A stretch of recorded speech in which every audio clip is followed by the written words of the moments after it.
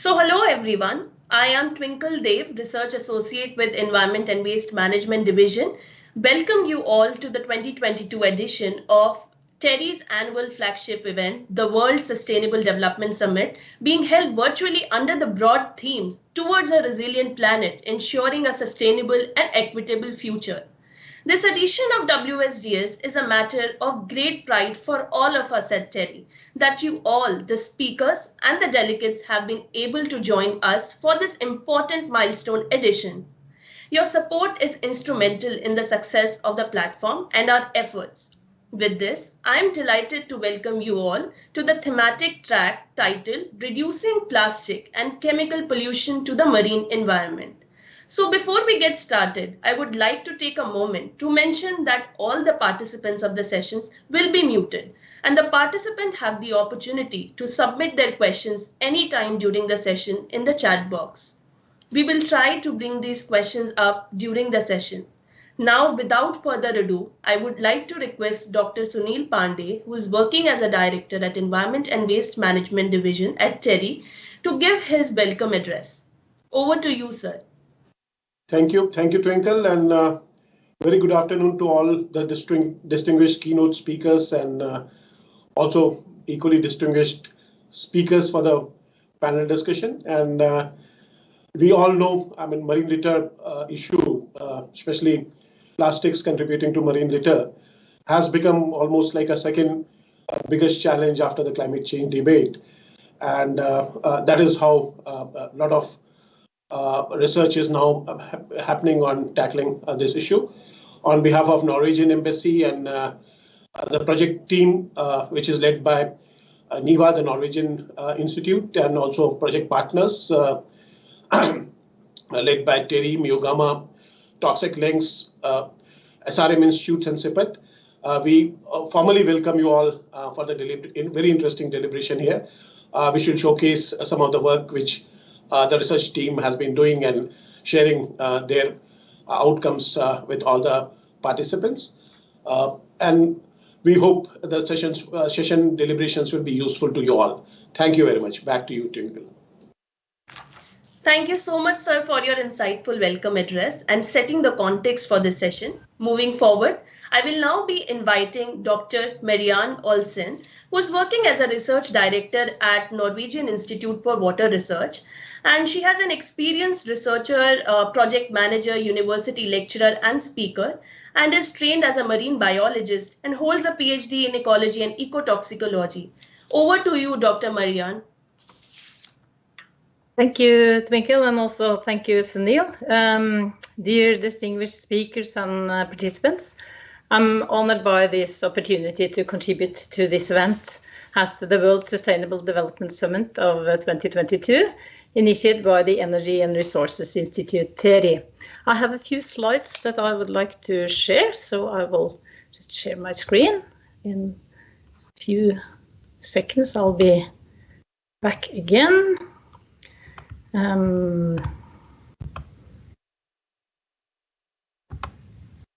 There, I think it should be okay now. So please let me know if it's not functioning.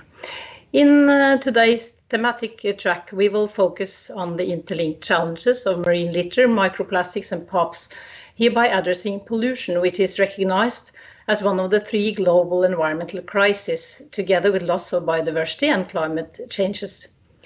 Findings of the Indo-Norwegian project on capacity building on reducing plastic and chemical pollution, the INNOPOL project, will be shared.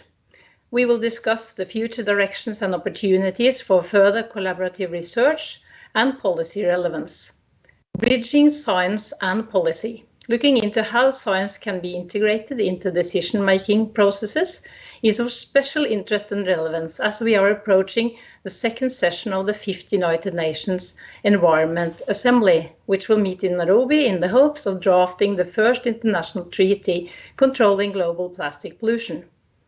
Global conventions are important instruments in tackling global challenges and must be built upon knowledge. Despite a global effort to fill knowledge gaps, and despite an exponential increase in the number of scientific publications, the knowledge gaps on plastic pollution are still plenty, and the scientific field of plastic pollution can still be said to be in its infancy, illustrated by the graphics revealing how recent this field have developed compared with the history of plastic production. The majority of scientific publications have been documenting marine litter and microplastic in various biotic and abiotic matrices. Increasingly, attention has also drawn towards other aquatic and terrestrial systems, including the rivers as conveyor belts of pollution from sources upstream and down to the ocean. Studies and publications are now addressing not only abundance, but also fate, effects, risk, the interlinkage between plastic and chemical pollution, and socioeconomic aspects. Still, the state of art reveals several shortcomings. The need for research and for knowledge is equally important at all scales, local, national, regional, and global, as we aim for knowledge-based decisions and solutions to reduce the plastic and the chemical pollution to the marine environment. To succeed, collaboration between key actors is essential and should include researchers from multiple disciplines, policymakers, authorities, civil and industry organizations, and the public. This further requires clear and informative communication processes and open and continuous dialogues between all actors. Acknowledging this, we may still find ourselves struggling to bridge science and policy. Scientists and policymakers may sometimes have different purposes, concerns, and points of view. Scientists can experience difficulties in transferring knowledge to policymakers, and several studies point to the fact that policymakers do not typically seek information from the products most commonly provided by scientists, such as peer-reviewed papers published in scientific journals, and it is not very common for policymakers to contact scientists directly. While scientists need time to implement professional and specific research, policymakers can't always wait for researchers to conclude, but may have to introduce policies before the relevant studies have been completed. There is a need for researchers to move quickly from basic understanding to applied science that supports decision makers in implementing feasible mitigation measures and solutions. To strengthen the connection between scientists and policymakers, trust built through long-term partnerships and easy to understand and accessible communication products that are well tailored to policymakers' preferences and needs are crucial factors that scientists must contribute to. At the same time, it is extremely important that scientists maintain their roles as independent knowledge brokers. In Norway, cross-sectoral collaboration has been fundamental in supporting the national strategy to address plastic pollution, as presented in the recent publication shown here. Researchers, stakeholders, and the environmental authorities have come together to exchange knowledge, identify gaps, and set targeted and feasible measures to tackle plastic pollution. To summarize, we need the researchers, the NGOs, the policymakers, and the authorities to ensure implementation and actions to happen, and it is only through human interaction, collaboration, communication, and sharing of knowledge and experience that we will be able to reach our goals. The INNOPOL project, as a capacity building project, is both building and sharing knowledge, trying to bridge science and policy, and today's event mirrors this approach as we, in the technical session today, will be presented recent research results and discuss the most critical data gaps and research needs on plastics and POPs, policy implications, and how research findings support the implementation of the Stockholm Convention in India. I look forward to the presentations and to the discussions. Thank you for your attention and good luck with the rest of the event, to the organizers and to the speakers. Thank you. Thank you so much, Dr. Marianne.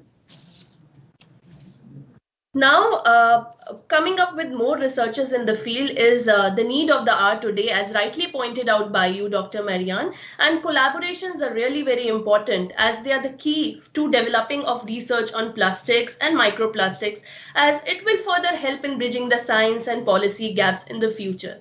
So moving forward, now I would like to invite for a special address by Mr. Erlend Reget, who is a Senior Advisor, Department for Marine Management and Pollution Control at Norwegian Ministry of Climate and Environment. Over to you, sir. Thank you very much for that. Hello, everyone. Good afternoon to you all.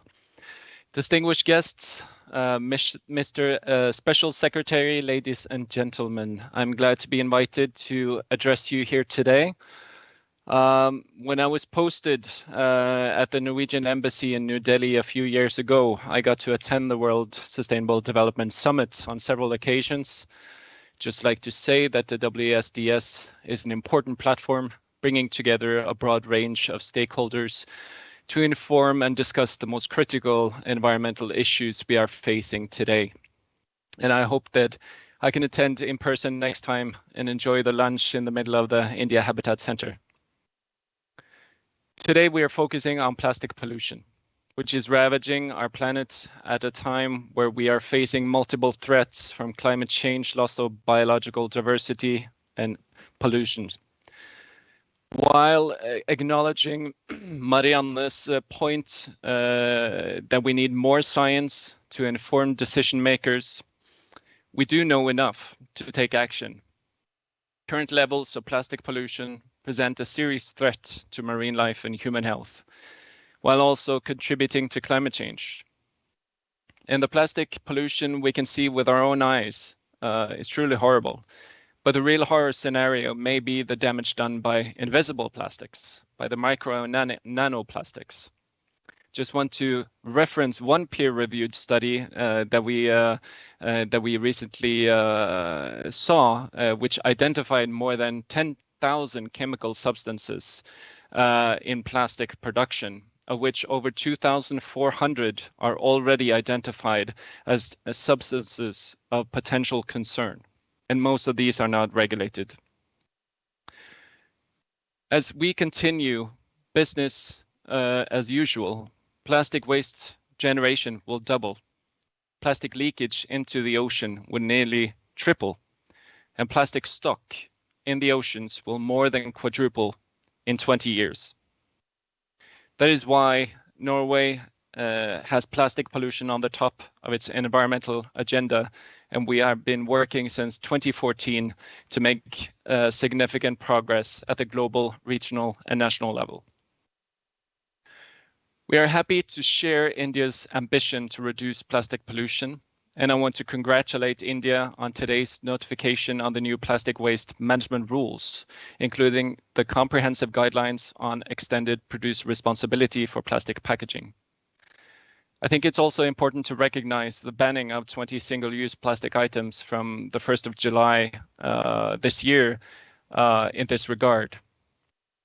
On our side in Norway, we have released our first national plastic strategy last year, in close coordination with several ministries, including the Ministry of Transport, Commerce, and Fisheries, as well as Foreign Affairs. This strategy describes existing and new policy targets and measures aimed at plastic pollution reduction through the full life cycle of plastics. And we have several targets that are relevant for achieving this goal.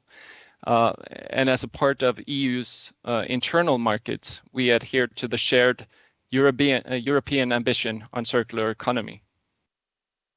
Norway and India has established a comprehensive cooperation on oceans. And over the last 3 years, the India-Norway Marine Pollution Initiative has been a flagship in our bilateral ocean cooperation.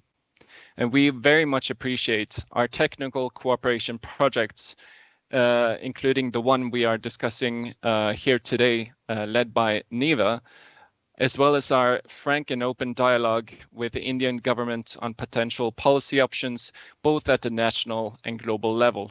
And I look forward to strengthening our cooperation in the coming years.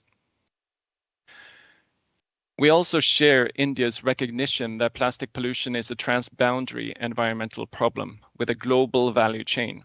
And as such, we need global solutions to make sufficient progress. And for Norway, our first order of business this year will be to take a historic decision at the UN Environment Assembly in 1 week and start negotiations of a new global treaty to prevent plastic pollution. In this regard, Norway's ambition Norway's ambition is to design a global treaty that will guide the transition to a more circular plastics economy and unleash the great economic opportunities therein. In order to make sure that also low and middle income countries can take advantage of these opportunities, the global treaty will be instrumental in supporting developing countries with tools and financial assistance.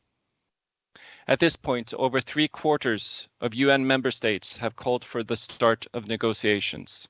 We've also heard a strong call from the business community for a new global treaty, for small and medium-sized enterprises, from national and multinational companies. A legally binding treaty will help them move towards sustainable practices by establishing a clear direction towards resource efficiency and pollution prevention.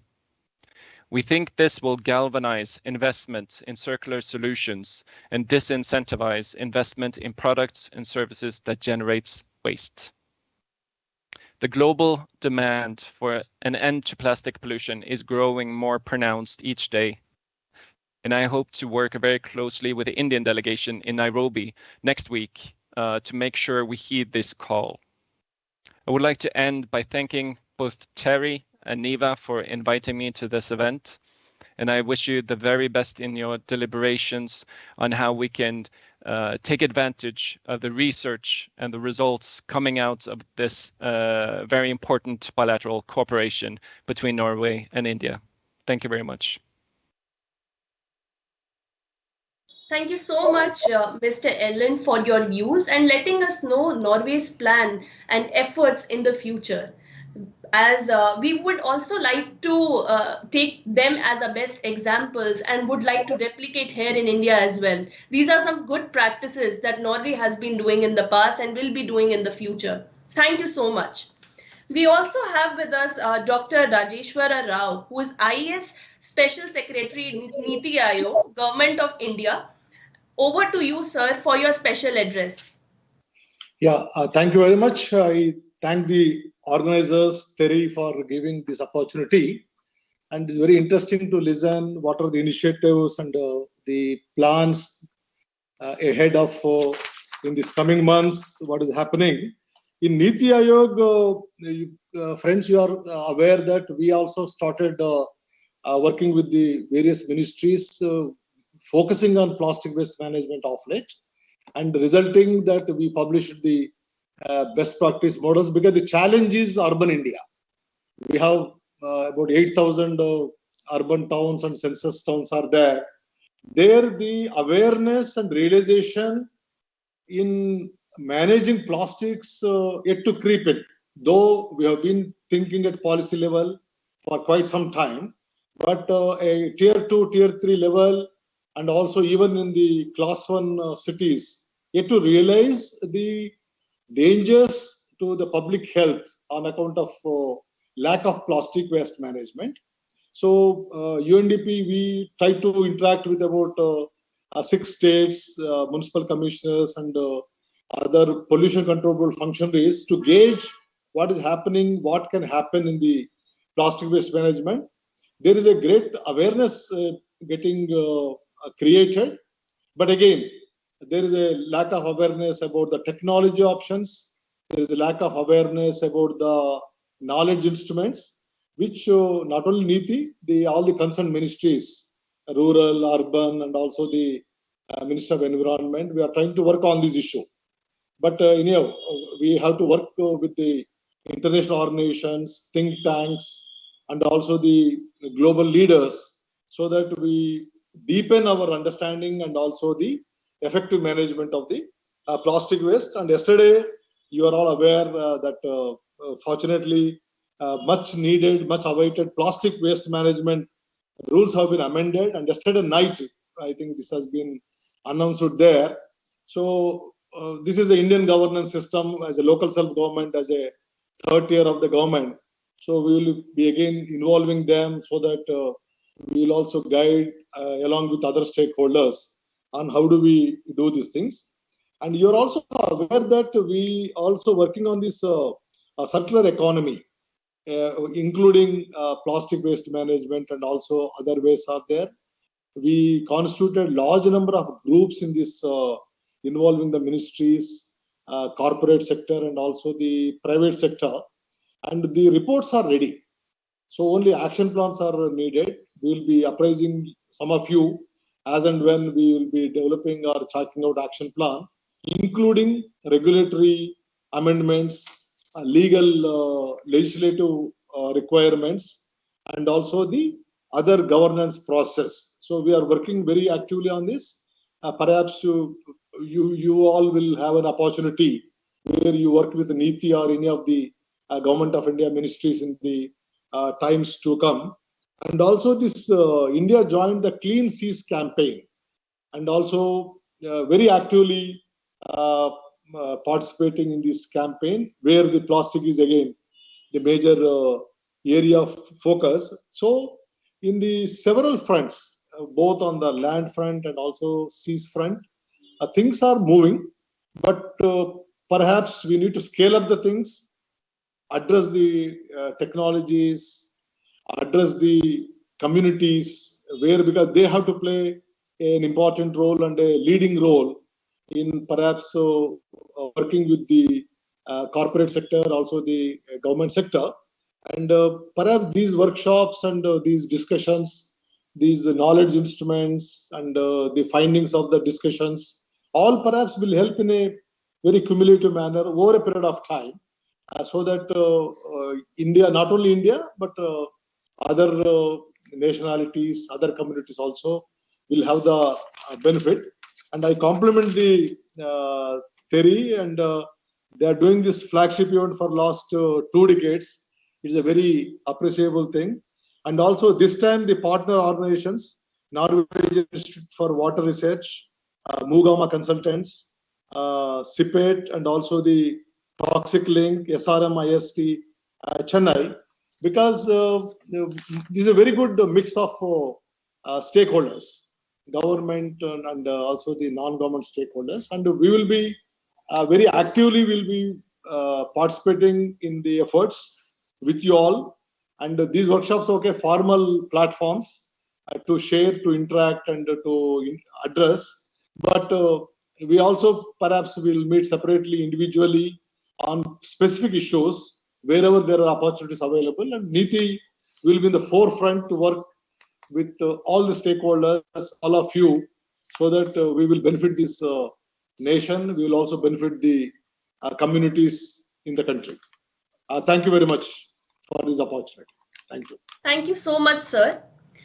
You rightly said that engaging with stakeholder is really very important to coming up with more such initiatives in the future, and also involving national and international collaborators. Thank you so much, sir, for your insightful view. We will now be starting our technical session that would discuss and highlight the INOPOL project research results, policy implications, and way forward. I would like to take an opportunity to introduce our moderator for the session, Dr. Girija K. Bharat, Director, Mugama Consultants Private Limited. I hereby request you, madam, to moderate the session and introduce our esteemed panel of guests and take over the proceedings from here. Over to you, ma'am.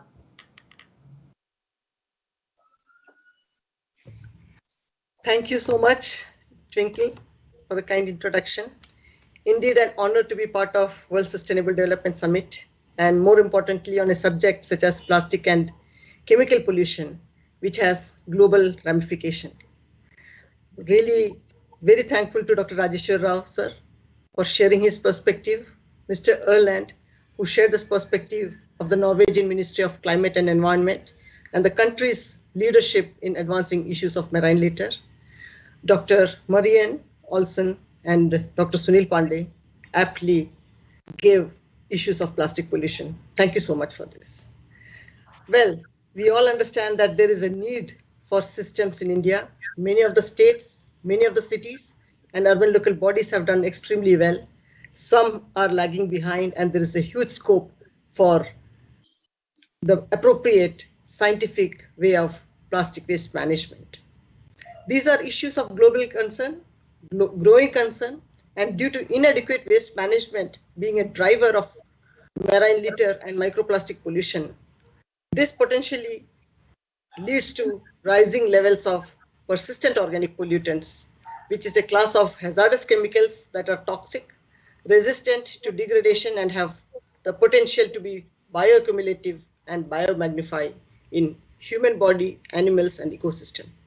It also has long-range transportation potential, as mentioned in the Stockholm Convention. Open burning, we have seen in many places where plastic waste is openly burnt, and we have seen this releases dioxins and furans, which are extremely harmful. Well, to discuss all these things in great details, we have a great panel of experts with us to deliberate on these issues of plastic pollution and also pollution due to persistent organic pollutants. We have Dr. Rachel Hurley and Dr. Merita Grun from NIVA, Dr. Rachna Arora from GIZ, Mr. Suresh Padmanabhan from Indorama, and Dr. Paramita Chakravarti from SRM Institute of Science and Technology. I would request Dr. Rachel to be the first speaker. A brief introduction of Dr. Rachel. She is a research scientist at NIVA and is an expert in dynamics related to microplastic contamination and has been leading the micro and macroplastic sampling efforts under Innopol project, including developing suitable methodologies based on field visits in Gujarat. And I'm honored to be working with Rachel in this Innopol project. Thank you so much. Rachel, over to you now. Thank you very much, Grija, and thanks very much for giving me the opportunity to present at this event today. I'll just share my presentation now for you.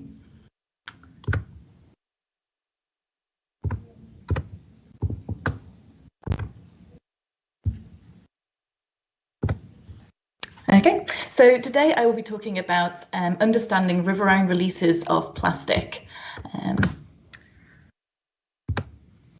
So much of the focus on plastic pollution has been on the marine environment, but through this we can sometimes miss the importance of land-based sources, processes and behaviours in establishing this problem. The majority of plastic is produced on land and almost all is used or disposed of on land. This land-based plastic can reach the ocean through several pathways, and model estimates now point towards rivers as being the dominant conduit for this transfer. If we want to effectively and efficiently reduce marine plastic pollution, we must turn off the sources of plastics in rivers. If we don't do this, then the cleanup efforts will be ultimately fruitless, as the pollution that is removed will simply return again. In order to effectively switch off these sources, we need to understand the scales and dynamics of pollution in rivers. And it's through measuring this pollution that we can achieve this task. The complication in understanding this challenge undertaking this challenge is posed by the complexities of river environments. They are variable and they are changeable and dynamic. The various inputs of plastics along the river network are expected to be numerous, and they likely also vary across different spatial and temporal scales. In the way that we sometimes talk about the role of rivers in delivering plastics to the ocean, it can sometimes seem like they represent smooth or simple pipelines that effectively convey litter to the ocean. In fact, the truth is a little bit more complex, and we don't really have yet enough research to kind of fully describe this process. Several different methods for monitoring riverine plastic have now emerged, but the diversity and complexity of river environments globally mean that no single method is capable of accurately measuring the total load of plastic in all river environments globally. The most common approach to monitor riverine plastic pollution is through visual surveys, and this can be done using either human analysts or technological solutions such as cameras or drones. It represents a quick and cheap approach that can quickly generate large data sets and give insights that document sort of spatial and temporal scales and can kind of help shape our understanding of plastic pollution. However, visual surveys are limited to measuring what we can actually see. So this is typically confined to this floating component where plastics may actually also be present in the deeper layers of the water column that we can't view. And this is especially the case in turbulent flows, which are often occurring in rivers. And additional challenges associated with gathering representative data, especially in very large rivers, or coping with, for example, high flow velocities or plastic loads that can sometimes overwhelm this technique. An alternative approach is to physically intercept the plastic items, and then we can collect those from the river, categorize them, count them, and weigh them. This can be done using nets, as shown in this example here, or using other infrastructure such as booms or trash racks. These methods have the potential to measure more than just the floating visible components, but they often need more kind of organisation, equipment and personnel to deploy these methods. And again, they may not be suitable for example, high flow conditions, as they may become unsafe, or they could quickly clog with material, so plastic waste or other organic debris. To overcome these challenges, we need to establish what each method can measure, the associated limitations or thresholds with each technique, and how we can relate the data points that we produce to what is really happening in the river. Another crucial task here is harmonization. So this is when we establish methods that and report data that can converge and be used comparably. First of all, there are not yet any international convention on the way in which we define plastic waste. This is particularly relevant for the way in which we define different size categories of plastic. So that is how we define the boundaries for macroplastic, microplastic, for example. The upshot of this is that many studies use different lower size limits when they're measuring plastic. And when our definitions don't align, we end up talking about different components of the problem, and we struggle to compare between the data produced in different studies. As the methods that we use have not yet been fully validated or harmonized, many studies also use different versions of the same approach. And this is shown here on the right for the different configurations of nets that have been used to study macroplastic flows in rivers thus far. When our approaches are not validated or harmonized, it becomes difficult to know what exactly has been measured in the different studies and how to compare the data that is produced by different research groups or monitoring activities globally. So we've already established that rivers are varied and complex. River catchments can also look markedly different across the world and also in relatively confined regions. We can see that already in India, that has great geographical diversity, and we can even see that within a single catchment. A river can look very different in the upstream area, for example, versus how it then transforms and reaches the downstream reaches. These differences affect how plastic is transported through the river, and they necessitate adaptations in the methods that we use and the ways in which we measure plastic pollution. This is where harmonization becomes especially important, as we need methods that can capture and account for this variability and still be comparable, so that we can understand how these differences impact the way in which pollution moves around river systems and can collect or be transported downstream, and then help us to define effective reduction or remediation strategies that are tailored to this environmental context. Finally, we also need to address assumptions set within current data that estimate riverine releases of plastic. There is increasing evidence that not all of the plastic that enters a river eventually reaches the ocean, especially along relevant timescales. Plastic litter typically follows quite a complicated journey from the initial input to eventual release. This plastic can become stranded in many parts of the river, for example, vegetation along or in the river, sediments in the bank of the river or on the bed, and also within turbulent currents that might occur in the water itself. This stranding can occur several times on the journey of a single plastic item, and the way in which it's trapped, that can actually vary across different timescales. We start to understand that the typology of litter, so its shape, its size, its density, these factors are likely to be important, but we don't yet have all of the research needed to understand exactly how this plays out. When we focus on what reaches the ocean or what is just moving in the river, we might in fact be missing some very important plastic litter types. For example, in this example here, the ones that get stuck quite quickly in the vegetation. And these might represent very real sources of environmental pollution for river habitats. And these river habitats also deserve the same protection as the marine environment. What's more, these temporary stores of plastic in rivers catchments may become legacy sources of plastic pollution in the future, and even after other inputs might have been switched off. The persistent knowledge gaps that need to be addressed include a better understanding of what the pollution data are telling us. And we can do this by validating and harmonizing the methods that we use. We also need to address research questions to the parts of the river and the pollution problem that we don't yet understand. So that is related to, for example, the spatial and temporal variability and the parts of the river that we aren't yet able to access with the methods that are commonly used. And we also need to optimize the utilization of data by ensuring that it can be used intercomparably and for a range of different purposes. And finally, the way forwards. Addressing these many challenges is certainly not an impossible task. If we can combine monitoring research with collaboration and discussion, we can establish the scales and mechanisms of the plastic pollution problems in the rivers and the marine environment and be able to compare this across the globe, across the different studies that are conducted. By doing this, we can generate robust and high quality data sets that can tailor effective and efficient pollution reduction and remediation efforts to the different environments and enact meaningful change. Thank you very much for your attention. Thanks, Rachel. That was very interesting, and I'm sure the participants would have definitely learned a lot from these data sets and the monitoring methodologies. Now, may I request the next speaker, Dr. Rachna Arora, who is working as team leader in GIZ in the Circular Economy Solutions, Preventing Marine Litter. Her areas of expertise are electronic waste management, climate change, sustainable consumption, construction and demolition waste, end-of-life vehicles, and circular economy. She has a doctorate degree in environmental chemistry from IIT Roorkee. Over to you, Dr. Rachna.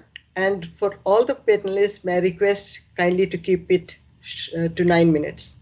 Thank you so much. Thank you, Dr. Girija. And yeah, sure. I'll try to keep the time within the given limit.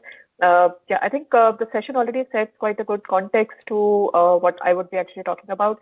And largely, as Dr. Rajeshwar Rao just mentioned, the very freshly released EPR guidelines and the link that we see to the plastic waste management, that's the area where we are kind of looking or addressing the issue of marine litter. Are my slides visible? Could you just confirm? Okay. Yes, it is. Great. Okay, great. Yeah, so I think on the plastic waste management, this entire approach which is existing, and I think Rachel already mentioned the entire linkages between the waste that is generated in the rivers and how this entire thing affects the ecosystem and the entire process. So what we are trying to design is a circular economy approach, which is tackling or reducing the litter which is entering into the marine and the coastal riverine ecosystem through integrating EPR, Extended Producer Responsibility. A bit brief of the background. So this project is actually commissioned by the BMUV, which is the newly formed ministry, the German Ministry of Environment. And in India, we are working as a bilateral project with the Ministry of Environment, Forest and Climate Change. So in terms of the circular economy approach, which is closing the loop, we are actually trying to showcase the approach of preventing or reducing the plastic waste which is generated a lot many times into the cities, in the inland locations, and then of course it reaches into the riverine ecosystem. So trying to create an approach which is much more traceable through using digital platforms and kind of setting up an entire tracking, monitoring and reporting leakages methodology, both at a national level with the Ministry of Environment, with the CPCB. If you've seen the EPR notification that actually talks about setting the EPR platform. So we are kind of working closely with the CPCB to set up that digital platform and also working with the state governments in terms of setting or piloting the mechanisms where digitally you can actually track the amount of plastics which is flowing into these ecosystems. The second approach is, of course, looking at a very technical measure and intervention, which would both be upstream in terms of working with the producers, PIBOs, and also in terms of looking at the reduction, reuse, and that approaches, which is circular economy, eco-design led. And the other approaches are largely in terms of working in specific wards, specific locations, which actually looks at recycling plastic and demonstrating a change into these ecosystems by working closely with the plastic waste processors. Thirdly, with this intervention that we do, a much more of it, which is a B2B intervention and also a B2C, we are kind of showcasing the implementation of the national framework on EPR through sustainable packaging, eco-design, coming up with standards, especially when we have seen the entire inclusion of composting and other kind of bits where, similar as Rachel was mentioning, the definition and the recyclability, I think that those kind of elements are very, very crucial when it comes to its implementation way forward as well. So kind of having a multi-pronged approach which addresses both macroplastic and the microplastic pollution through a bit of a research intervention that we're also doing on microplastics specifically. Given the approach, we are working with the PIBOs, where we are looking at setting up EPR compliance mechanisms with few of these identified brands, setting up inclusive value chains, kind of demonstrating action on the ground in selected areas in 3 states, Kerala, Tamil Nadu, and UP. And of course, trying to create these mechanisms wherein the recycled content targets that we have seen in the rules, kind of working across closely on that. The other crucial aspect which we're also kind of preparing or gearing ourselves is towards the SUP ban coming up in July 2022, which was already announced way back. But of course, the entire market demand for alternatives and how much of this replacement potential exists when it comes to the SUP notification, implementation of that with the PIBOs and also with the state government is what we are also supporting at that level.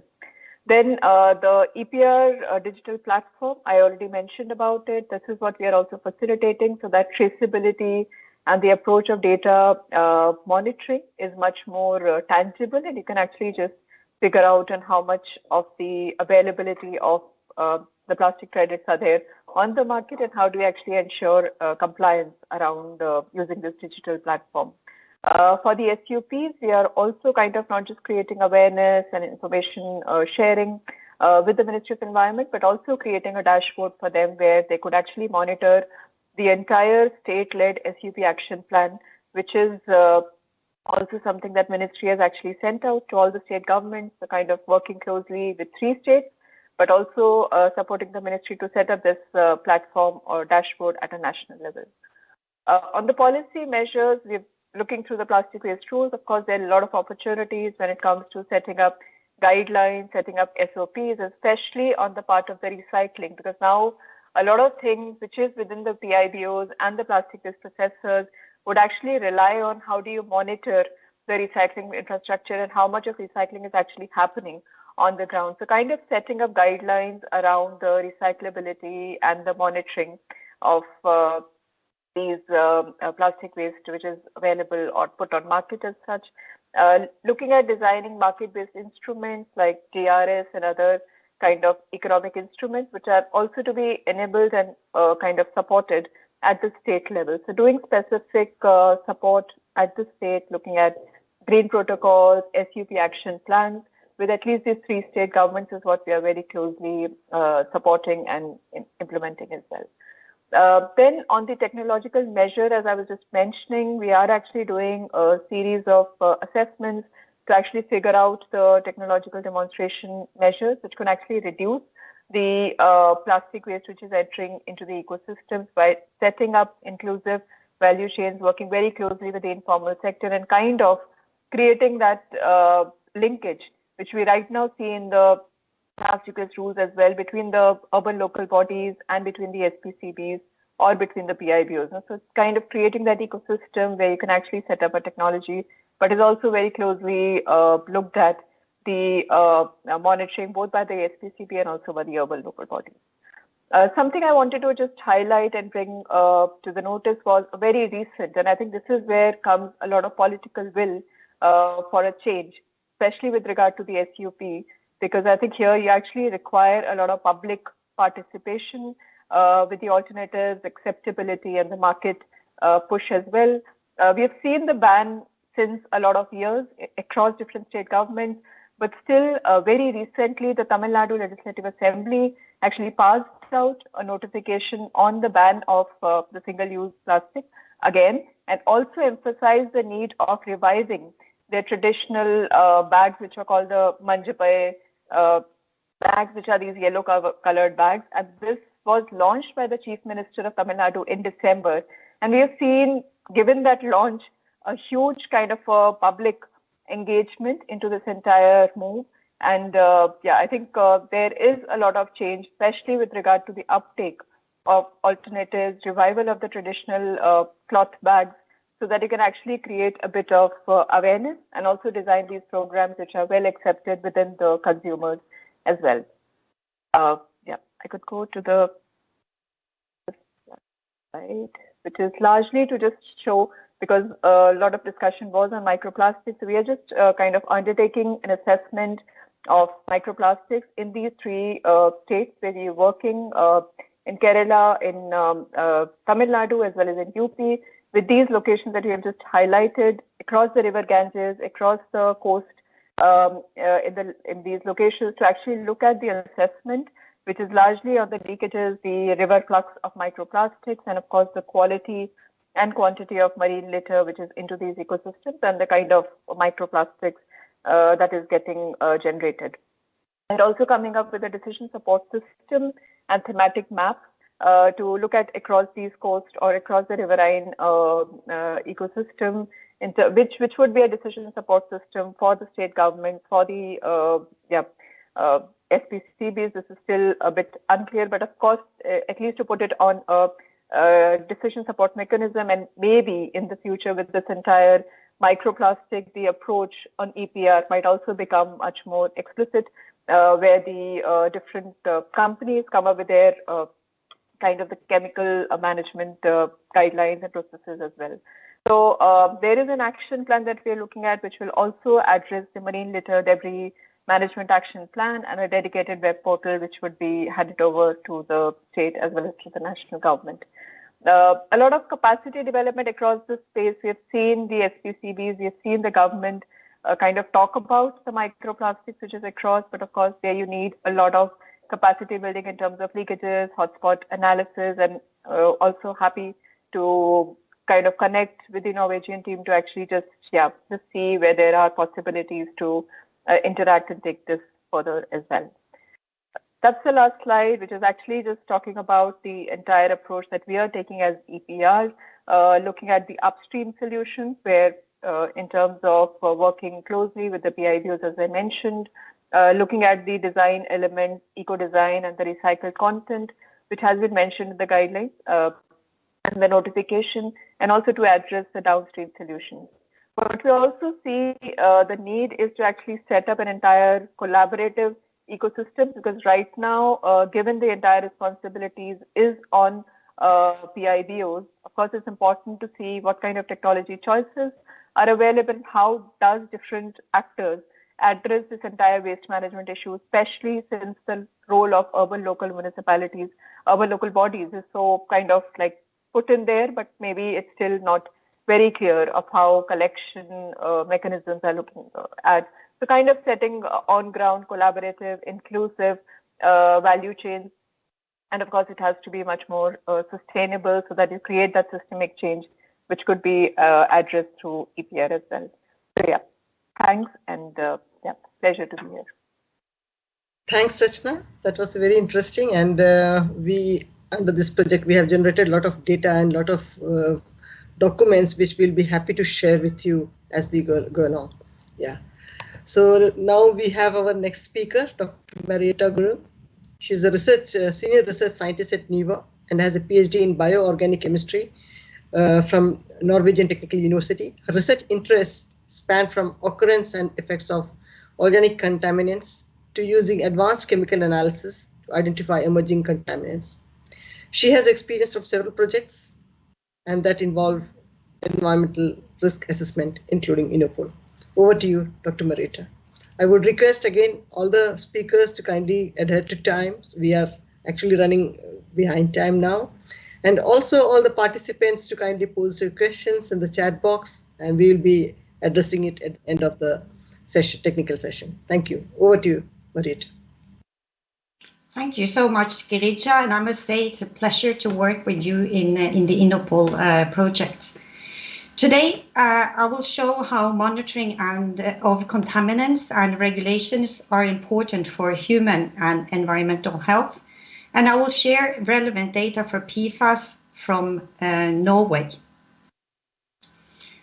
So, just to introduce PFASs, they're perfluoride and polyfluorous substances and have been produced since the late 1940s. Today, they're used in a broad range of consumer products, and more than 8,000 different PFASs are known. Most of them are toxic, both to humans and ecosystems, and they're actually called forever chemicals. Since they're so persistent, they are virtually non-degradable. PFASs are part of many international, regional, and national regulations. PFAS and PFOA and their precursors are included in the Stockholm Convention, and I think soon PFHXS will soon be added. In REACH in the EU, roughly 20 PFASs and their precursors have been identified as hazardous and are strictly regulated. And there's an ongoing work to regulate all PFASs as a group. The Water Framework Directive in EU protects human health and the environment and have legally binding upper and concentration limits of PFAS in water and biota. And in Norway, we have limits for PFOA. In 2020, EU set limit for the sum of PFAS in drinking water, and the sum is, there are two sums, one for the sum of 20 defined PFASs, and another sum for total PFAS, which should not exceed the limits that you see. The food safety authorities have developed tolerable weekly intake for PFAS for humans, and to the graph on the right, you can see timeline for these tolerable weekly limits. And as you can see, they were initially developed for PFAS and PFOA separately, but in 2020, mixture toxicity was introduced, and today the limit is for the sum of 4 PFASs, and you can see there has been a significant reduce of the what we believe that humans can tolerate of these substances. So to an example from Norway. In Norway, NIVA performs monitoring, among others, of Norwegian lakes. And in 2014, really high concentrations of PFAS in liver of fish was discovered. These are the results from Lake Tyrifjorden. And the environmental quality standard you can see here. Lake Tyrifjorden is Norway's 5th largest lake. It's used as drinking water for a small population. It's used for fishing, and it's used for recreational purposes. And it's also Oslo's future reserve as a drinking water source. So after seeing the high results in 2014, the Norwegian Environment Agency commissioned a source tracking to what was the cause of these high concentrations observed. And soon, 2 main suspects near the lake emerged. A closed down factory, which you can see in blue, and also a fire station. The factory had been producing paper plates that were coated with PFAS, while firefighting foam containing PFAS had been used at the fire station. Sediment samples was used for the source tracking, and sediment samples from both the upstream river and the lake was taken and analyzed for PFAS. And the results are shown here. You can see upstream the lake, very low results were found. Nearby the factory, however, really high concentrations were shown. Below detection limits near the fire station, and also in the whole lake, concentrations, high concentrations were found. A bit more about sediment cores, because a dated sediment core was used to reveal what kind of PFAS was used during the time the factory was in use. You can see that PFAS in yellow and sandpap diester in black was used at the factory from the 1950s, peaked in the 1980s, and was discontinued roughly around 2000, when the factory started to use FTS and other PFAS, which peaked in 2000. And in the top layers of the sediment, low concentrations were found because the factory was closed down. I believe in 2013. Concentration of the sum of all PFAS in sediments in the lake and near the factory. You see the factory up here. And the size of the circles are representing how the concentration found in the lake.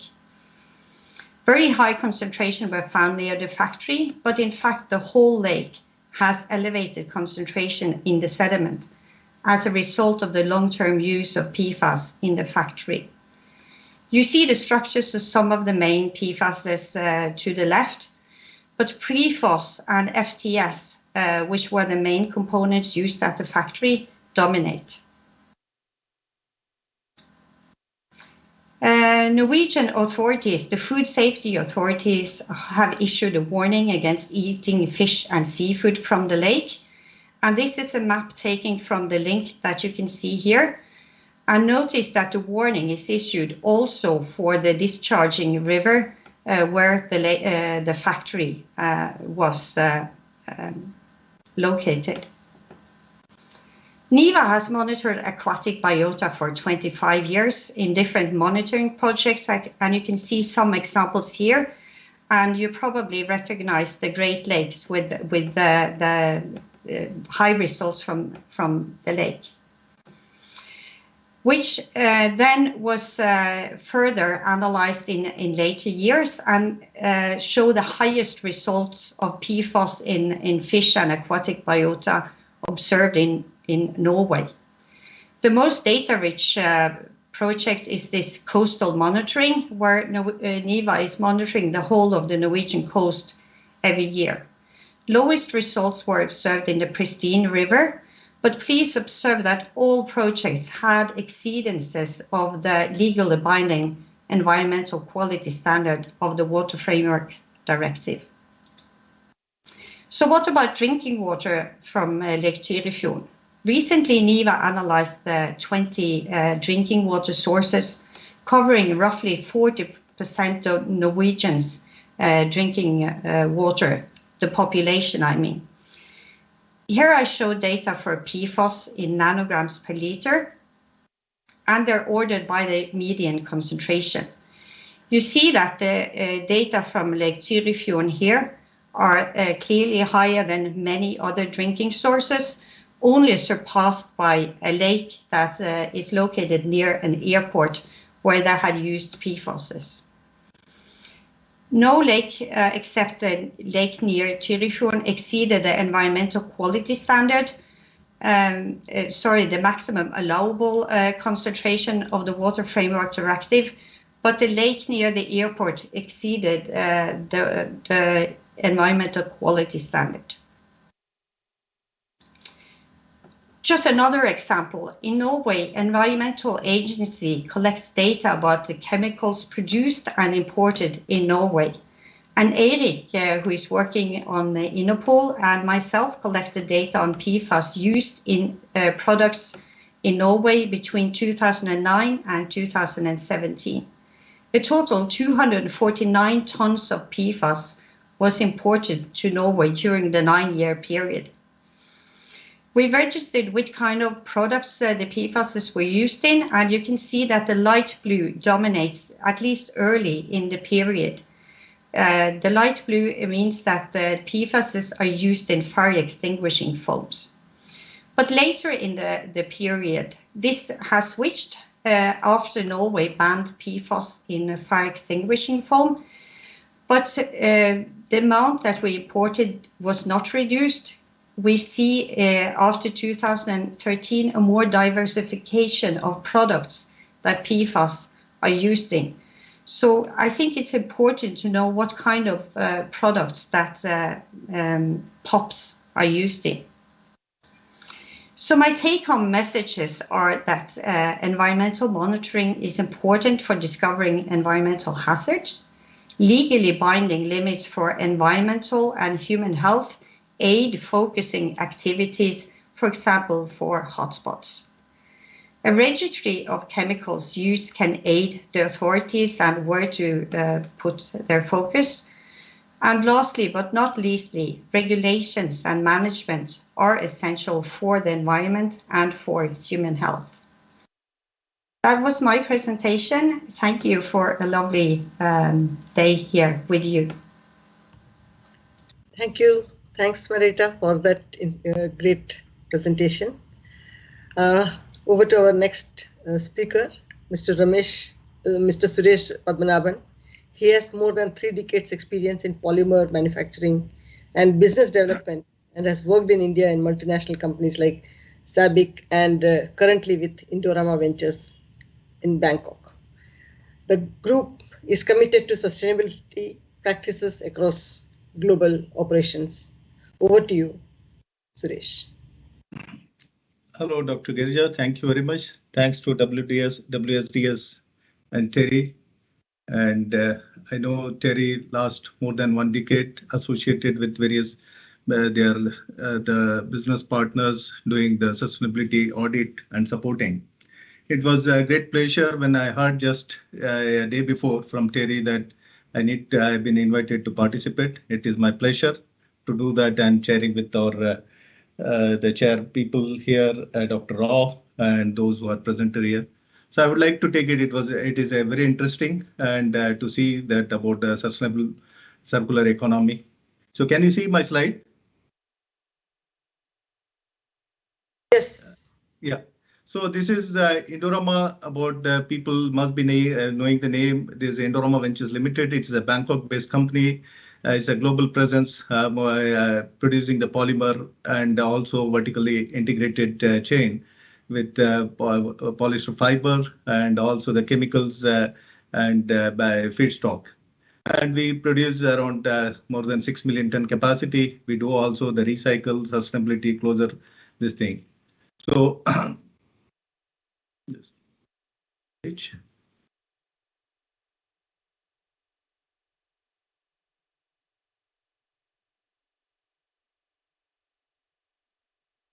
Yeah. Can you see the slide moving? Yes. Okay. So this is the Indorama PET bottle, which we show the agenda. What I'm going to cover is the platform for sustainable growth, sustainability strategy target, and also the covering decarbonization, how it helps in decarbonization and value-added partnership and path forward. So the question, why PET bottles are preferred packaging material? We can see here, I just put some quote, which is done by James Quincy of CEO. What we really need is a war on waste, not a war on plastics. What we need to do is to focus our effort on material that have economic value to be reused again. Plastic PET bottle is actually one of them. That's what I see that some of our presenter extended producer responsibility, how sustainability, and how the science-based research to focus on this to avoid any pollution littering. We can see that next PET is chosen for the use of water bottles and other packaging due to the significantly lower carbon footprint than alternative. This is in Singapore context, PET is also much cheaper. So as mentioned, IVL is a leading and recognized global PET partner. We do produce, global with various for various application. You can see about the revenue. It is more than 10.6 billion. It is 2020. I just put it, and the presence in the various around 33 countries, various nationalities working. Manufacturing site is more than 125, which is very closer to all users and customers, and employees are there, more than 24,000. So 1 in 5 PET bottles made out of PET resin. Then you can see the application for baby diaper and airbag in the car where we use for safety application and other specialties.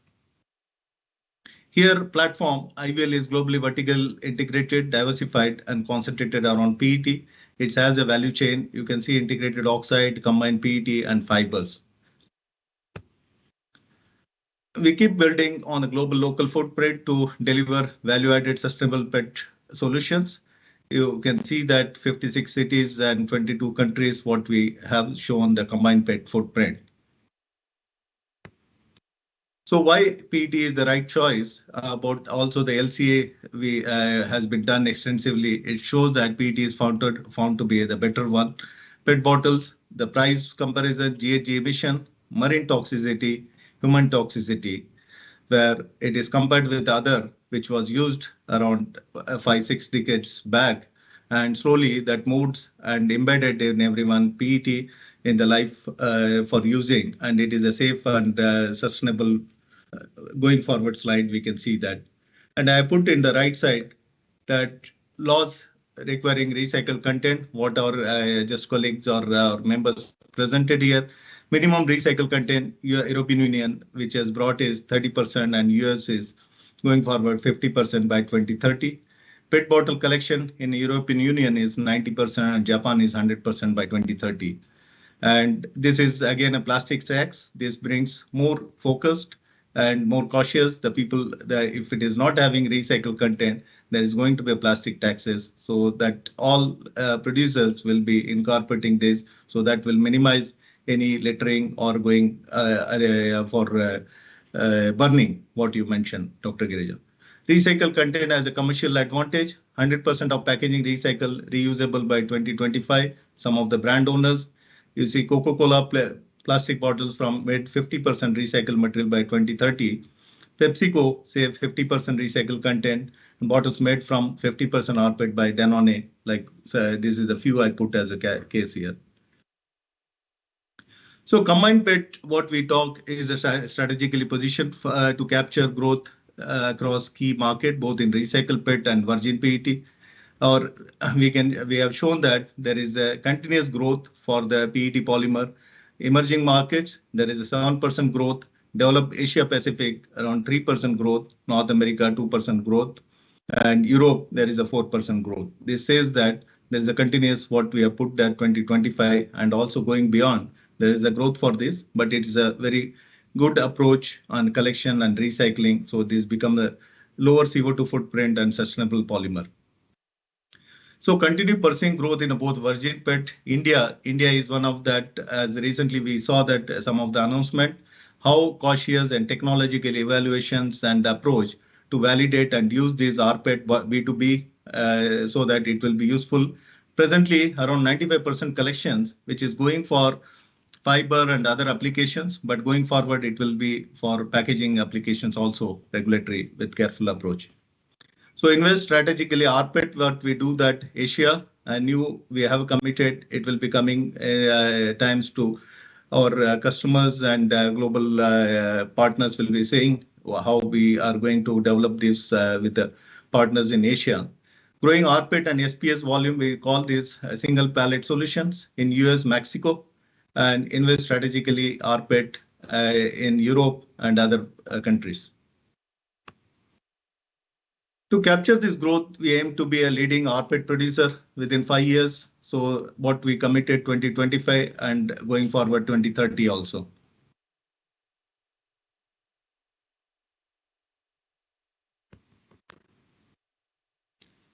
So here next, how IVL sustainability strategy, environment, responsible operations. We are social empowerment culture, governance, business potential. This is we have very clearly announced in our website. So sustainability target, what we see that an energy reduction, this decarbonization part of GHG reduction 10%, waste reduction, which will be diverted. Then circular economy by having the recycling, sustainability goals and water reductions, renewable electricity and recycling that commitment. We are already doing recycling 50 billion bottles per year. So committed towards carbon neutrality, operational eco-efficiency, invest in operational and energy efficiency to reduce direct and indirect, renewable energy, recycling, future technologies, and natural capital solutions. These all levers takes decarbonization. Recognition of strong continuous commitment to ESG, and we have been ranked in top of the recognized in Dow Jones Sustainability. You can see that silver class and then up to Eco Awards. So, क्या नाम था इनका? Grung. Merit. May I request everyone to kindly keep on mute? Yeah. So introducing our sustainable platform for a better world, we have branded this as a DEJA with social or 3 pillars: social, environmental, and economic. So double down game-changing innovation and advocacy to stay ahead of sustainability challenges through recycling rPET and refillable PET, through DEJA carbon neutral. So when we try to recycle more and more, also energy reduction, we do the carbon capture and make it a carbon neutral PET. That is also, it's one of the brand looking forward by the customers. So this is, you can see how towards the planet, DEJA carbon neutral, the right choice today for a better tomorrow. So here, partnering for sustainable growth as a global leader, PET, we take our responsibility seriously. We both share a vision, sustainability for good. We value relationship with the brand owners as a true partner to build sustainable future. We are fully committed to deliver sustainable packaging solutions that you and our consumer loves. We look forward opportunities to engage together and create a circular economy for packaging. Thank you for the partnership with our global brand owners and with TERI, who is supporting us on the energy audit and other purpose. Thank you very much. Thanks, Suresh. Very interesting discussion and presentation. We will definitely get in touch with you.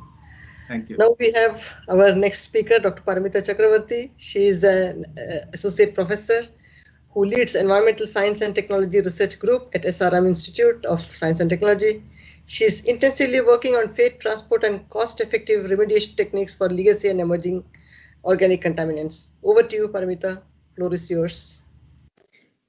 Thank you, Dr. Gireja, and thank you very much for this opportunity. I will talk today on the interlinkages of plastic and the persistent organic pollutants. So I will brief what is this problem actually associated with plastic. The previous speaker has really set the tone for the next talk, for my talk actually. And so what is the problem that we might be facing? It's not like plastic is a problem, but in what direction we are heading, how we are understanding the linkages between the plastic and a lot of toxicants, and a quick case study I'll be showing.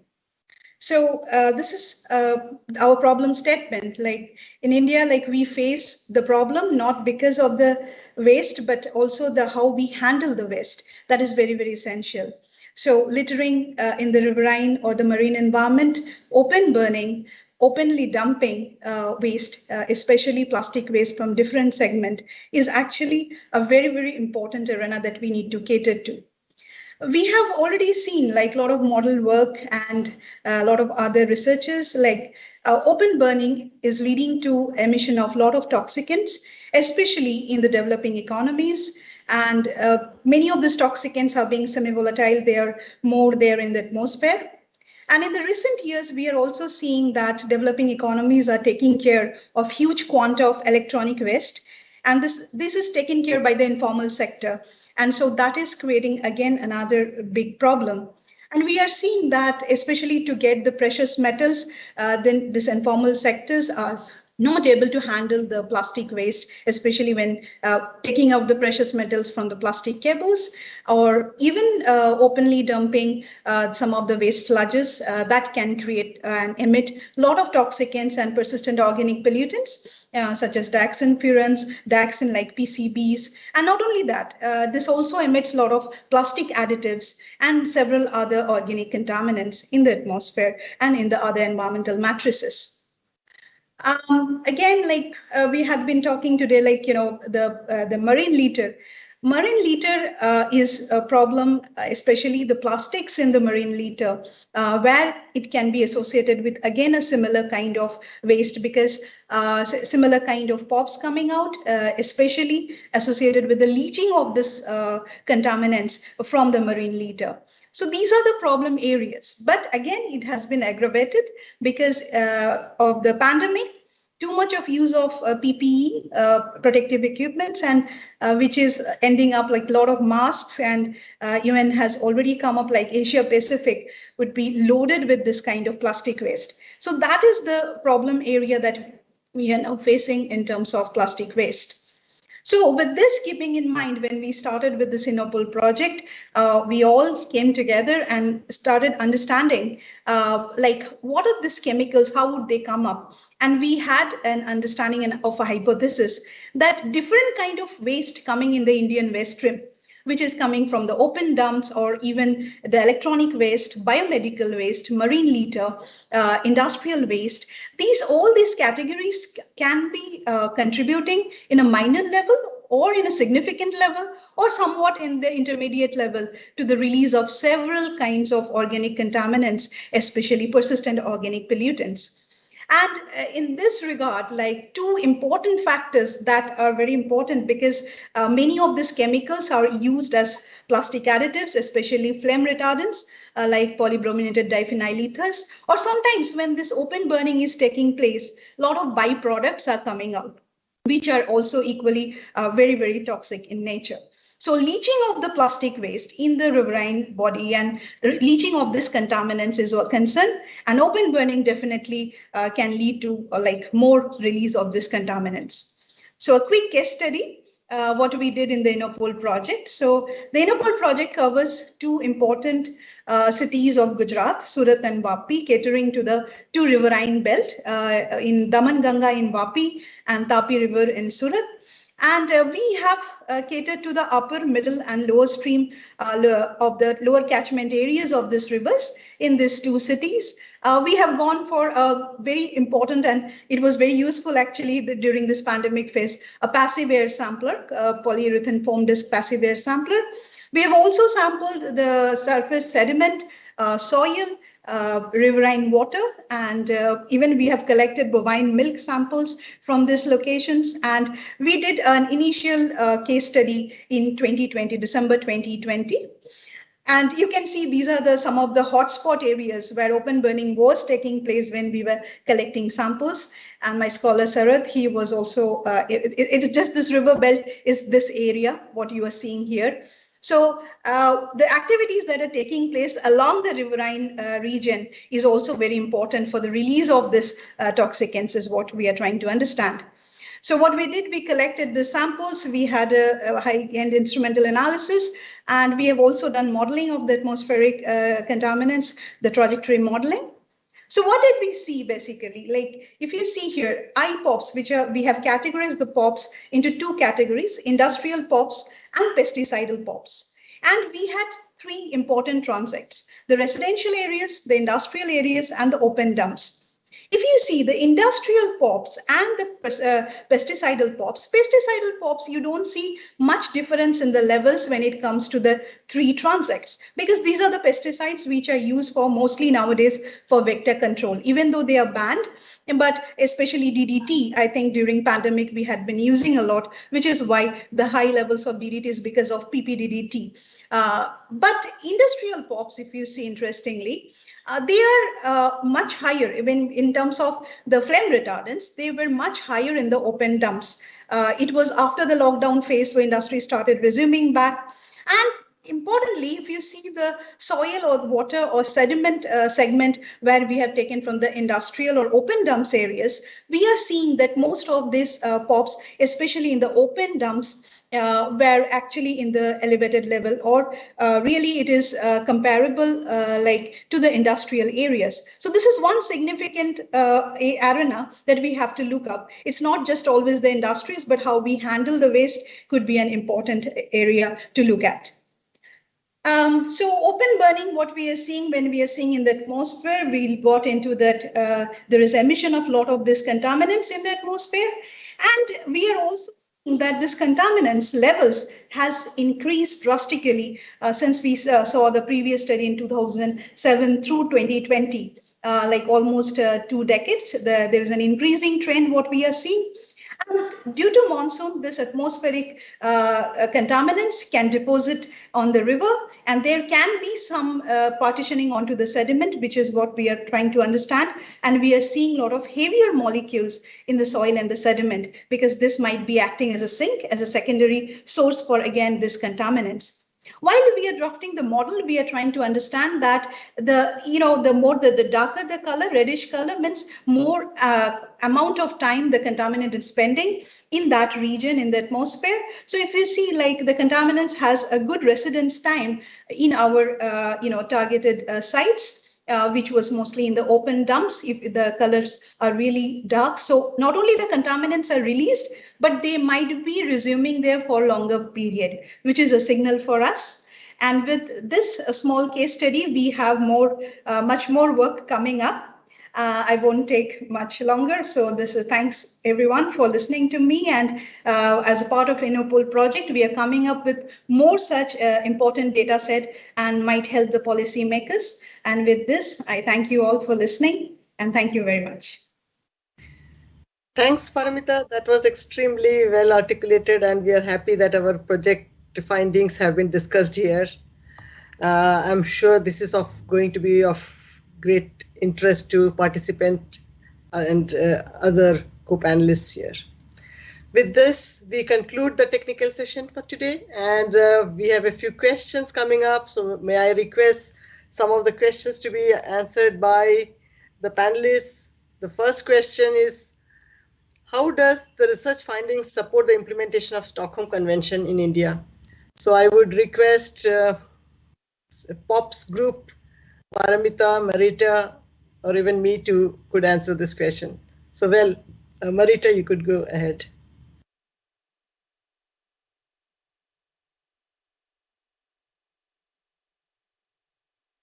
Marita? Yes. Yeah. I didn't see a question. I received this question separately. It was not posted here, unfortunately, but then I got it separately, so that's why I'm reading it out. Yes. I would like to have the Norwegian perspective as well as the Indian perspective from Paramita. Yes. And if Paramita, you want to jump in, that's also fine.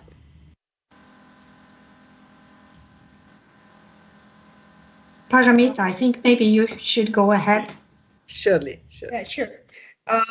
Girija, we have Indian government has already enlisted 7 new POPs in the ministry website, and we are coming up with a lot of rules and regulations for this, which is why I think this project data would be very, very essential.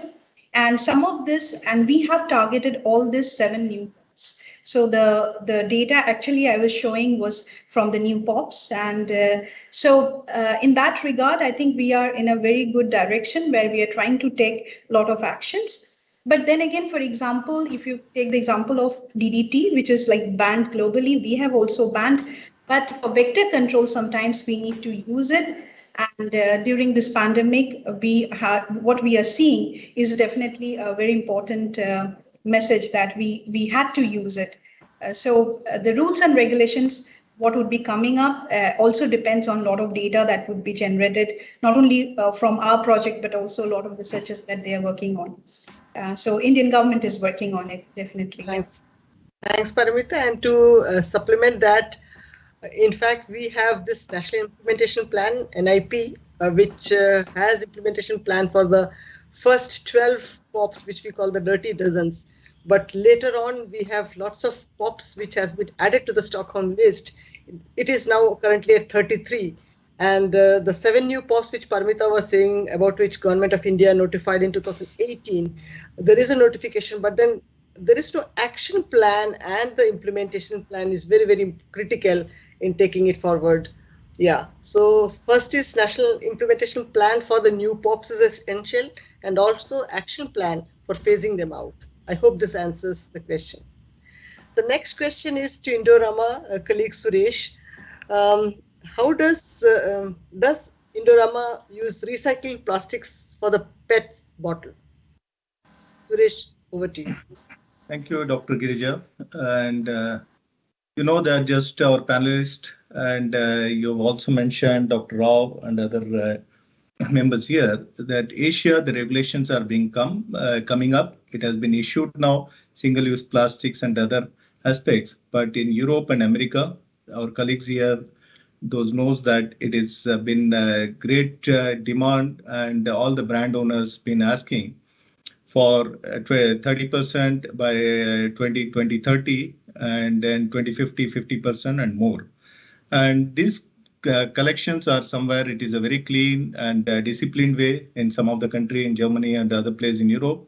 In America, there's a different way. But finally, these bottles, bales are collected and comes to the bottle to flex, where it is sorted out properly with all the digital system in place, sensors in place. So non-PET is getting sorted out, and the caps are get removed, and the bottles get crushed, and the flakes, it's washed, processed, very stringent 5 or 6 steps, and then finally it's dried and ensure that there is no any non-PET. It is all the PET, and then it goes for recycling. Either it is a chemical recycling, it extruded, and the melt is filtered, and it is been processed to again repolymerization, and then second step called solid state polycondensation, where the molecular weight is increased, and then it goes for the bottle to bottle applications. So this is the one question for this answer was looking. So let me know if any other clarity is required. Thanks, Suresh. If there is anything, we'll definitely get back to you over mail. Thanks for that. Thank you. One more question we have time for. I hope, Twinkle, we have just one more question to take. Does unregulated use of recycled plastic for food and water packaging harm the end user and other biotic if not disposed properly? Well, whoever would like to take it is welcome. Please feel free to. Yeah, I think it is a connect from our previous session as well. Yeah, definitely recycled polymer. We have seen that recycled plastic bottles. We have conducted a model experiment, and we see that there is possibility of leaching of a lot of contaminants in the water bottle. We have done, of course, for plasticizer.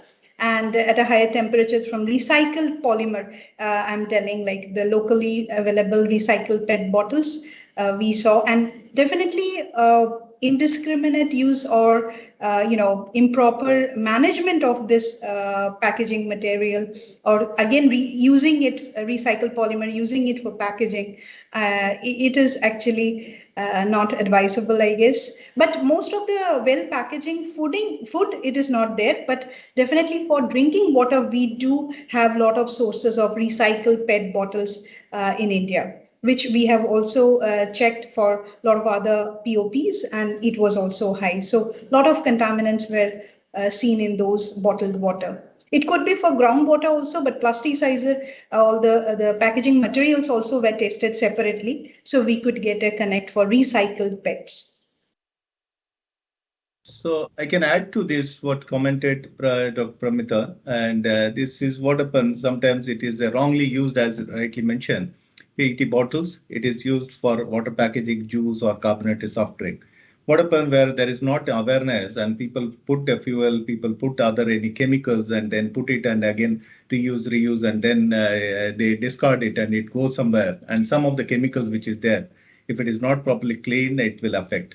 And similarly, what sometimes this bottled water, as you said, groundwater also can. There's all the tires when the cars are going, there is a frictions and the microplastics which you talks. It is again a general plastics terminology. It get washed and goes to the river. This is one of that. And going forward, this is all what we see that more stringent regulation comes. It will improve, in my opinion. Thanks. Great. Thank you so much. Anything to add, Rachel, Marianne, Marita? If not, I think we are already running a bit late here. So we should... is there anything to add? No. Okay, thanks. What a wonderful panel, excellent discussions, and let's hope we are able to do some good work taking this forward. Thanks all the participants and all the panelists.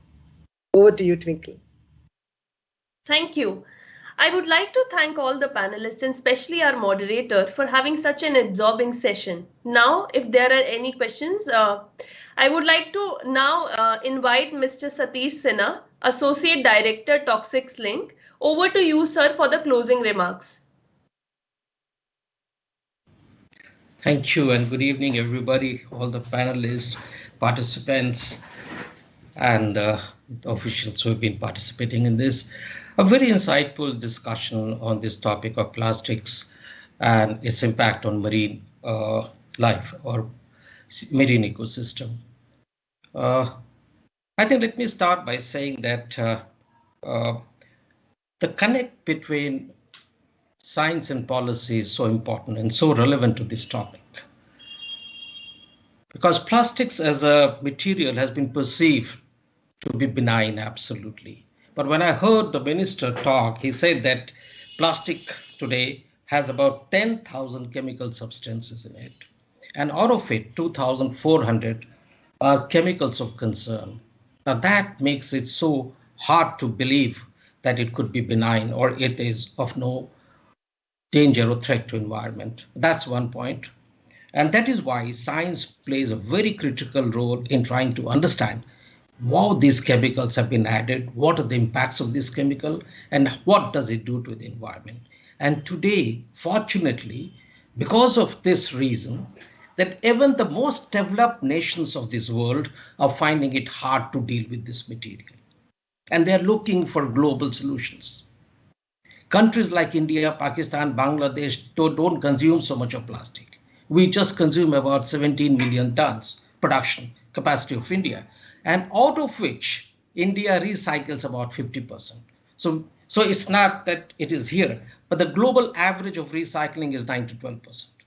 Now look at this dichotomy in what I'm trying to make a point that plastics by its composition, by its inherent use, and you have to understand this in this complete life cycle perspective. In fact, just a day before yesterday, we were discussing plastics and endocrine disrupting substances. And we found that there are so many plastics which have been banned in different kinds of usage because of the kind of chemicals which are being added to plastic. So that's one point that I thought I will highlight from this discussion, which Marianne brought out and which the minister brought out as to why plastic is today a global concern. And it has been taken to the UN now, and countries are asking for a legally binding instrument. That's very important, and hope that this legally binding instrument does improve the quality of life for all of us, and especially for the marine environment. It is extremely important to safeguard, because at the point that I'm trying to say again, there is visible plastic and there is invisible plastic. It's critical for all of us as society, as citizens, to understand the implication of both the visible plastic, because I think one of the speakers mentioned about visible plastics which gets caught up in the when it's moving down to the ocean as a sink, and there is invisible plastic. Both cause significant harm to environment and ecosystems, both the riverine system and as well as the oceans. So they have their own impacts as far as plastic goes. So that's another point that we are saying about global action, why it is so important. I think there was a point. So microplastics is important, and we in India too have started to understand what is the level of impact because of microplastic. We as an organization also did a study on microplastics in River Ganga, and we found that Ganges has a huge amount of microplastics in it, and it's affecting. We didn't know the effects of microplastic, but we just did an estimation of microplastics in the river. Needless to say that it was quite significant downstream up to the mouth of the river when it meets the ocean. So that's something that we need to understand. Point number 3, I would like to just talk about one of the important things that I just wanted to mention, because Merit made this presentation on PFAS, and I just wanted to share with everyone that we just had an accident in Gujarat in December, where one of the plants manufacturing PFAS bust there in close to Ankleshwar. So I don't know what the impact of it is in the water systems of the study that is being currently undertaken by all of us in Tapi River and alongside. And there is, I don't know what is the tonnage of PFAS which has been spilled. And there are people asking us and asking others that do you have the technology to clean up? So where has it gone? How will it flow into the water system is absolutely unbelievable, unthinkable. There were 3 deaths also in the accident that happened in December 16th. So just a point of information, not major this thing. Yeah, there is another point about carbon neutral plastics. What happens to plastic at the end of its life? And how do you clear? What is the kind of energy which is required to, pull out safe fractions of plastic from it? How do you do that? I don't have an idea. I don't understand that very well. But I think this also needs to be understood in a larger context.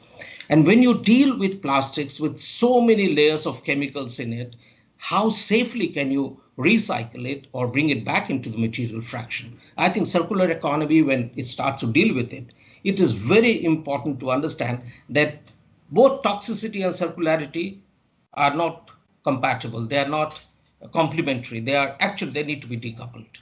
And this is because once you don't decouple toxicity, it goes to contaminate the whole material chain. It is not isolated in it. So whatever circular economy is thought of and whatever guidelines, I think Rachna spoke about it very well, that we need guidelines, we need technology, we need other kinds of instructions and investments to ensure that whatever you bring back to material chain has that kind of Q and QC and the quality that we are looking at. Otherwise, you are asking for more complications and complexities in the system. So that's another point that I thought I heard everyone speak about it. For India, I would say that we have had many things in it. We have had regulations. We are trying to ban some of the plastics on single use.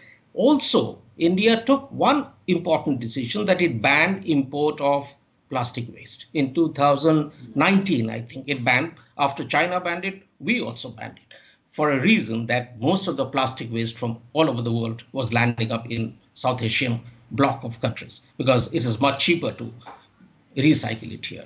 Even today, I see plastic waste coming up in garb of other material. It comes as paper waste. But I've had reports from ports that there is plastic waste coming in garb of this. So these are, where as a nation, we need to safeguard our interest. We need to understand that we cannot afford to pollute our environment anymore. And we need to protect our ecosystem, both riverine system and the oceans which are there in our areas, which we have a very large area of ocean connect to our nation. So I think that's another point that we need to understand from some of the discussion that we had. So apart from these new regulations that we had yesterday, and our participation in the UN will be very critical and very important for us, that we ask for the right kind of measures to ensure that whatever happens in our country on plastic issues are safe, they are environmentally sound, and we understand its life cycle approach, and we safeguard our interest in this UN legally binding instrument that we are trying to negotiate. So thank you all, and it's been a great session and great learning for me. Thank you. Thank you so much, sir. Now I kindly request Dr. Suneel Pandey to conclude the session and do the vote of thanks. Over to you, sir. Thank you, Twinkle, and it's my pleasant duty basically to propose a vote of thanks, and Satish has already summarized it very nicely, so I'll not add anything to it further. I will begin by thanking Norwegian Embassy by supporting this research which we are presenting and discussing today. Also thank various distinguished keynote speakers, starting with Marianne and Arlen and Dr. Rajesh Rao, who kind of provided perspective, right perspective to open the panel discussion preceding that. And also our very distinguished moderator, Dr. Girija Bharat, for definitely handling the panelists and keeping them within the time limits set for the session discussion. And of course, obviously, our distinguished speakers who brought out significant facts about how plastics and associated chemical pollution, which is not generally in plastic debate so much talked about, should be addressed, and what should be the policy landscape for addressing that, and how we can benefit from our association with the Norwegian counterparts in the present research. Also, would like to thank our MC for the day, Twinkle Dev, who also handled the session very efficiently. Thank you, Twinkle. And back to you again, Twinkle. Thank you everyone for joining for today's session with us. And it was a very great session, and we are really very grateful that we were able to make it a success today. So looking forward to connecting with you all, and I would request all of our participants who joined in for the session, they can have a look at our INOPOL website as well. They can have a look at all the publications that the researchers have been coming out with. Thank you for joining today's session. So the session is now closed. Thank you. Thanks everyone. Thank you all. Thank you.